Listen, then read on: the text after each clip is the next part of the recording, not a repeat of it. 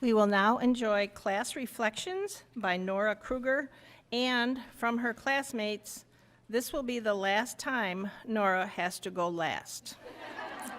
Following reflections, we will view the slide presentation of the weekend nursing class of 2019.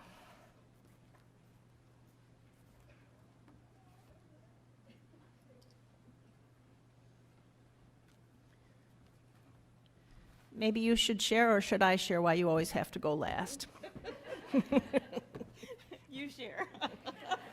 I just learned this. I've worked with them for 2 full years. When I was asked to interject that into my ceremony, I was told that the reason Nora has to go last is because she always knows answers and makes the rest of them look bad. So.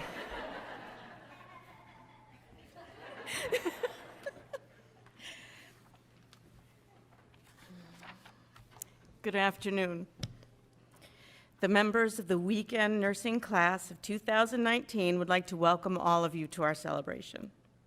We would like to thank our faculty, our academic and clinical instructors, the administration of this fine institution, with the deepest gratitude to our families and our friends.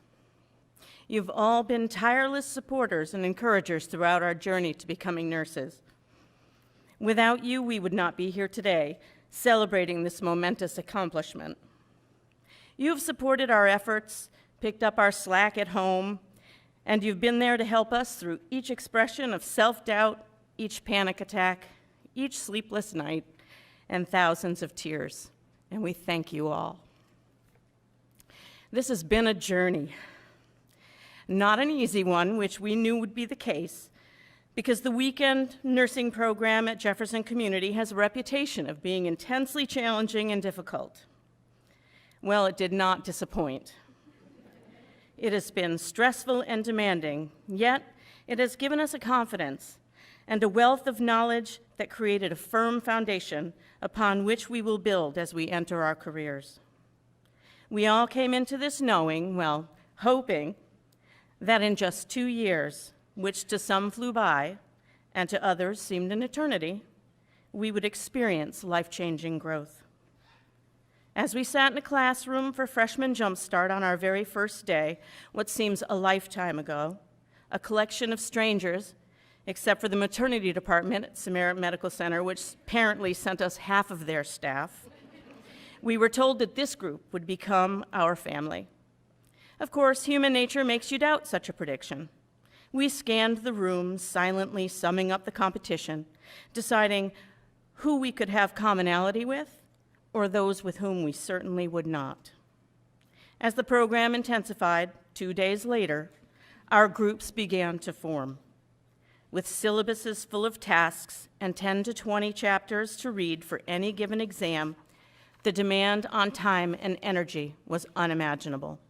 How in the world could any human accomplish what was asked of us? But we endured.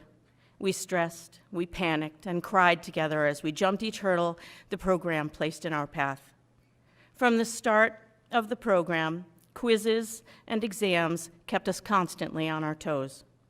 Labs with Julie Soul provided skill-building simulations which we never truly felt prepared enough for. Designed to test our skills under pressure, we were given scenarios at the Cannoneer Care Center and tasked with applying the procedures and techniques we had read about, heard described, and seen demonstrated in context with a mannequin who we were afraid we would certainly kill. While valuable knowledge was gained by each success and failure, these simulations produced the most intense feelings of dread as our lack of skill was displayed before our classmates and our instructors. If you did not understand what the expression "deer in the headlights" meant, after witnessing one of these simulations, you did. As we grew together, time revealed the complexities of our lives, the diverse family dynamics, and the beauty of our children. We embraced the daunting challenges of balancing home, jobs, daycare, and Army life with the constant demands of school. A short time into the program, it was clear to us that our class had quirks. We had become a group of Dunkin' Donuts cold brew junkies, and on any given lecture day, nearly half of the class was sucking down the largest iced coffees money could buy. To prevent jinxing our so far good academic performances, study rituals emerged. Study routines like sitting at our table in the library, pre-exam or quiz car studying, the perfect selection of appropriate pre-exam music to listen to, the application of essential oils to calm and focus our minds before an exam. Certainly, the second floor of the building could always smell when we were taking a test. These things became the standard, and deviating from any of these behaviors would most surely change the outcome of the exam or quiz scheduled for that day. We refused to buy anything that said RN on it, unless the word student appeared somewhere, because we didn't want to be overconfident and tempt fate, potentially ending our nursing school journey prematurely. We would eat breakfast after final exam at the same restaurants, each of us checking Blackboard every 3 minutes, waiting to hear somebody exclaim, "Grades are up," but being too afraid to look, being incapacitated with anxiety. We often felt an indescribable wave of panic, followed by the emotional release of knowing we were moving on to the next semester, sometimes starting an hour later. We endured long days of lecture together, challenged with covering several information-rich subjects in one day. Small things like pediatric heart and lungs, terminal illness, orthopedic issues, and pediatric pain, all in one marathon lecture day. Dr. Hess always had our back, making sure we were adequately fed, bringing in 2 to 3 dozen donuts for 14 people. This sustained us through these 8 to 10-hour-long days. She once brought us a giant milk chocolate cookie to provide the mental energy to grasp the intricate details of the endocrine system, ROS, hormonal regulation, and diabetes, which carried with it a certain irony. Dr. Hess provided vivid, detailed illustrations of action potentials, the endocrine system, and RAS, filling our minds to overflowing. We often had abundant potlucks with crock-pot delights, salads, and dessert so that we could work through lunch and finish an hour early. I think we are well known by the faculty as the class that likes to eat. By semester 3, we were starting to feel like this nursing thing might actually happen. Third semester is famed for being the hardest, most demanding semester of the program. When you mention you were a third semester JCC nursing student to any nurse who graduated from this program, you could see a shudder and an immediate look of sympathy and understanding. With our fundamentals completed and a basic knowledge of med-surg, we've entered into specialty areas. Maternity and psychiatric nursing were areas many of us had little or no experience in, and this caused us a lot of stress. We came to rely on one another for insight and guidance, and we were never afraid to share the things we understood to help the group grow stronger. We relied on the girls from maternity for their expertise and many years of experience to help us find the fundus, gauge cervical dilation, and understand what a good latch is. Some made the decision after the experience that maternity nursing was on the list of areas to pursue for their future. For others, well, just absolutely not. Pharmacology with Jamie required chapter after chapter of reading about drug interactions, adverse reactions, utilization, and expected effects of every class of drug under the sun. The intimidating expectation to memorize each drug scared us and made us question if it was even humanly possible. But over time, all of this fell into place, and we gained more understanding than we expected we would. I think we were all surprised to find out how much we enjoyed psychiatric nursing. Despite getting up before the birds to get there on time, cold brew in hand, we loved every minute of our time spent at St. Lawrence Psychiatric. We were scared to death at first because of the unknown, except for Meg, who has a natural aptitude for the abnormal human psyche.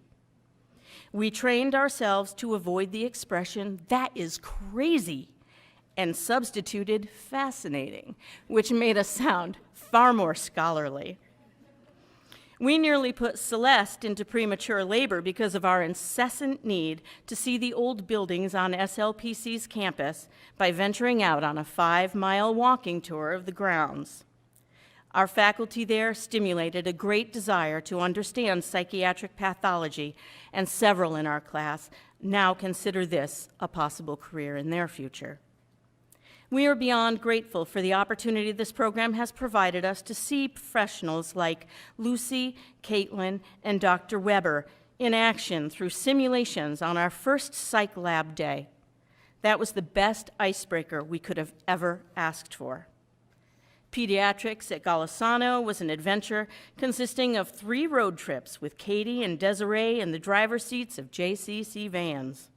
They rocked morning traffic in Syracuse and afternoons on I-81, complete with road rage truckers and crazy drivers.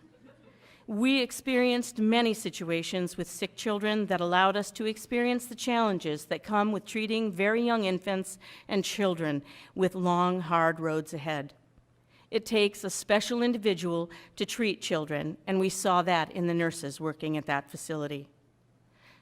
Short-timers had set in by 4th semester, and we all had an idea what type of nursing called to us as we started developing resumes, examining research, presenting teaching projects, and increasing our awareness of the politics associated with our profession. The countdown started by Taylor after our first week now reminded us we are in the home stretch. Our lectures with Dr. Marsala and Dr. Hess reinforced to us all just how far we had come, and sometimes we were surprised by the knowledge that had sneaked into our minds while we were stressing about how little we knew. It became clear with each passing weekend that we were approaching the end of what we had set out to do. We had finished the last syllabus, read the final chapter, completed all our specialty and community clinicals. We had seen our last patients as student nurses, and we are now ready to go out and provide care as professionals. Throughout our 2 years, our bonds grew. Our knowledge expanded, and our skills were reinforced to competence.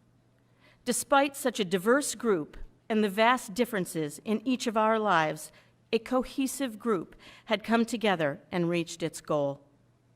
We have been blessed to have support through roles we all assumed at one time or another as encourager, unifier, organizer, Meg, leader, motivator, realist, and above all, the snack provider, in response to our ever-fluctuating needs from a constantly variable stress level.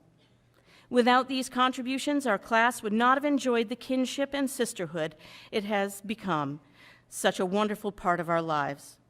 Somehow the planets aligned. The perfect combination of students came together, earning their place where we stand today. So as prophesied to us in the first 30 minutes of nursing school, we became this family, the weekend nursing graduates of 2019. We will go out into the world knowing we did not do this alone. We did it together. And that our lives have been changed for the better by the struggle, the challenge, and the kinship we gained from what we have been through. Over the past 2 years, we've held tight to one another, repeatedly saying, "We've got this," half trying to convince ourselves that it was so. We can't say that anymore, because here we are, celebrating our accomplishment together. So I stand before you today, going last for the very last time, to proudly say to us all, we did it. Congratulations. Thank you.